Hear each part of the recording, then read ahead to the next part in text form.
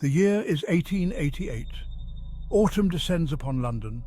A chill hangs in the air, but something more unsettling chills the soul. We are in Whitechapel, a labyrinth of poverty and despair. Gaslights flicker, casting long shadows on cobbled streets. Fog swirls thick and heavy, a shroud for secrets. Life is hard in Whitechapel. Many struggle to survive. Among them are the unfortunates, women driven to the streets. They are vulnerable, easy prey for a predator lurking in the shadows. A darkness is growing in Whitechapel, a darkness with a name whispered in fear, Jack the Ripper. He emerges from the fog, a phantom.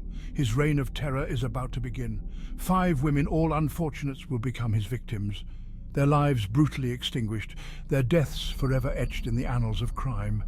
The city holds its breath. Who is this monster preying on the innocent?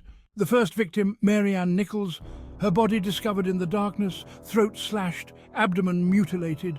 Panic grips Whitechapel. The killer is brazen, his brutality shocking. Police search for clues, but the fog conceals more than it reveals. Annie Chapman is next. Her throat also slashed, her body horribly mutilated. The press descends, hungry for details. Fear spreads through the streets. Women are warned to stay indoors to avoid the darkness where evil lurks.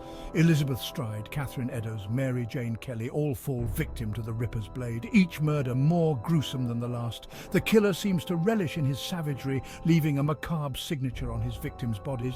The city is gripped by terror. Who will be next? Police are overwhelmed. The murders are brutal, seemingly random. Clues are scarce, whispers and shadows their only companions. They interview witnesses, chase down leads, but the Ripper remains elusive. A letter arrives at the Central News Agency. It is signed Jack the Ripper. The letter boasts of the killings, threatens more to come. Is it a hoax or a chilling message from the killer himself? The police investigate, but the author remains unknown. The investigation intensifies. Police patrol the streets, their faces grim. Suspicion falls on many doctors, butchers, even members of the royal family. Yet the Ripper remains a phantom, a ghost in the fog. His identity, a chilling mystery.